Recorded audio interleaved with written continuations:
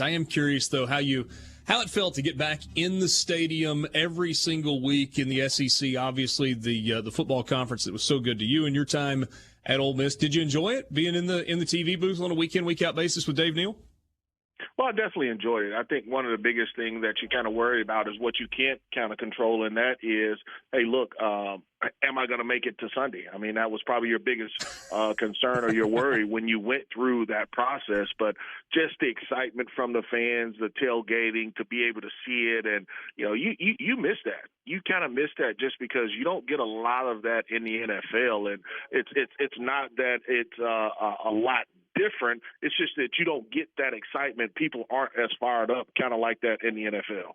Deuce, we are not in the easiest travel time in the history of our country. Like, airline travel is crazier. Was there ever a weekend where you weren't sure you were going to make it to the Saints game on Sunday after doing a game in, I don't know, Fayetteville or Columbia, Missouri, or Lexington or somewhere? I got very, very familiar with Columbia, Missouri. I got very, very familiar with their flight pattern. And so you always knew, I always tried to get the first flight out, if not the night of, as far as Saturday night, if that allowed. There were times where I was going to have to consider driving. I think that I was in Columbia, Missouri, and I was going to probably have to drive to Nashville, but it ended up working out.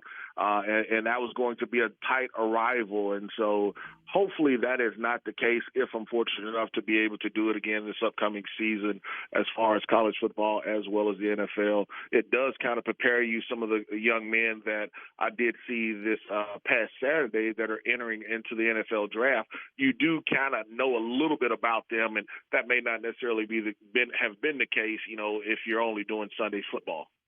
You may have to reach out to Miss Benson and see if you can get on the Kirk Herbstreit plan. There's a jet waiting for you as soon as you're done, and they just get you right back.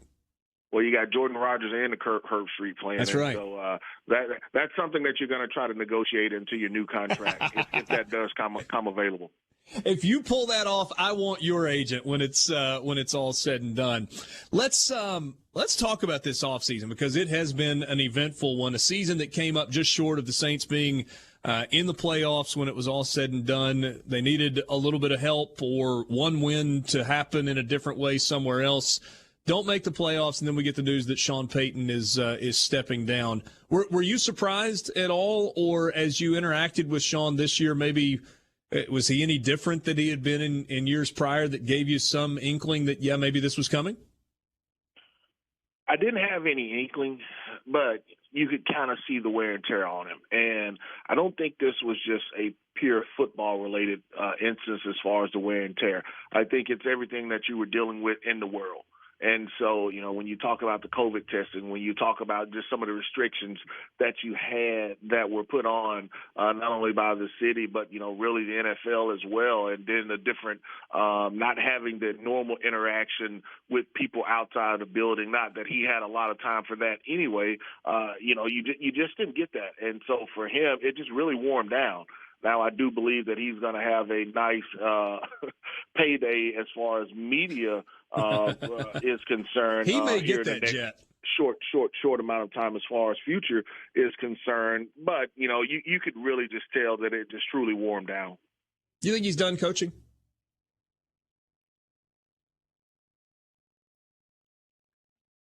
Deuce, you there still? Did we lose you? Yeah, no, I'm here. Can you hear me? Yeah. No, do you think when it's all said and done, he's done coaching in the NFL? No, I think that he'll get the bug. I think that he will get that bug. He'll get that excitement just to be around it. I mean, he's going to play a lot of golf now. He is going to play a lot of golf in the next couple of months or, weeks. But I think at some point he will get that bug again to want to coach. All right. Well, we'll see where that goes. It's fascinating to me. The hiring process in the NFL is so different than in college. So in college, you're scrambling tail numbers on jets, and you're trying to do everything in secret so that you can make this splash. In the NFL, it's all out there. Everybody knows who you're interviewing. They know how long the interview lasts. They know, who's next in that process. So when you look at the way the process worked out, and you see ultimately that Dennis Allen is named head coach, what's your take on the Saints and the new direction for the franchise? Not surprised by it. I mean, there were a couple guys. You talk about Eric Bieniemy, you talk about Aaron Glenn, and even Brian Flores, and we know the lawsuit that he ended up filing. Yeah. I think of that three, Aaron Glenn and probably Bieniemy legitimately had a shot at that head coaching job. I mean, but it was going to take them blowing the roof off as far as convincing Mickey that this is direction that they needed to go. Just because Dennis had been here. He's been here 12 of 16 years with Sean Payton. That's tough. I mean, and so he's the favorite. But I knew that Mickey was going to at least give somebody outside of the building, not to discount any of the guys that interviewed as far as there were. Coach Rizzi, I think, is a really, really good coach. But I think from outside of the building that, particularly Aaron Glenn, he knew how that operation ran because he was a part of it. He was a player that I played with. AG was a coach that, he played for Coach Parcells. He played for Coach Payton. He left the Saints organization and was a defensive coordinator for the Detroit Lions himself. So he had experience, but him being in that building as a former player, as a former coach, I think that definitely helped him. And, I won't be surprised at the next hiring cycle if he doesn't get a head coaching job. And I think that he'll definitely deserve it. But Dennis Allen, I mean, I think that, just how they operated, what he knew, how he wanted to kind of envision his team, I mean, he was the hands-on favorite, no doubt.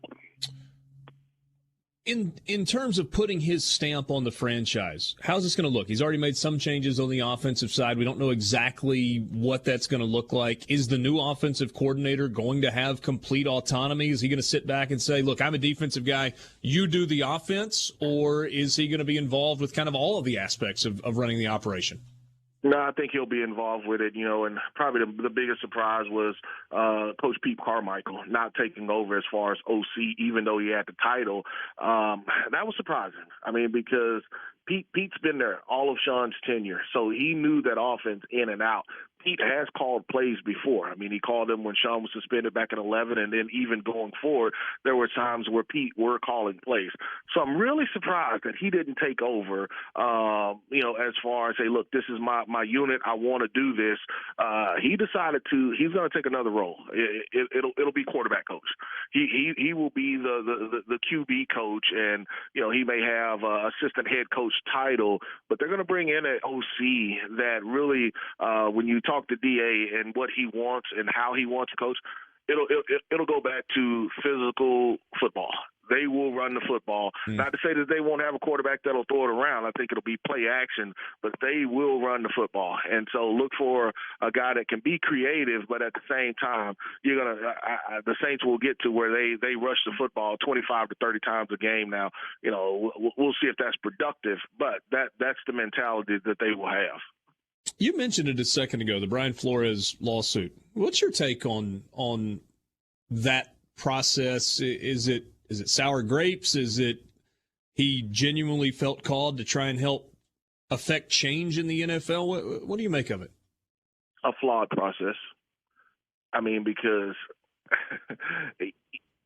in business, in the sporting business, in that world, just like we talked about, a lot of times maybe the alumni have a little more influence than they probably should in the hiring of a coach, the firing of a coach.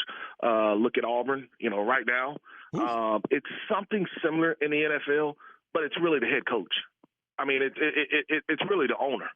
It's really the owner that a few will give that general manager complete control, and he's not really worried about anything but the bottom line.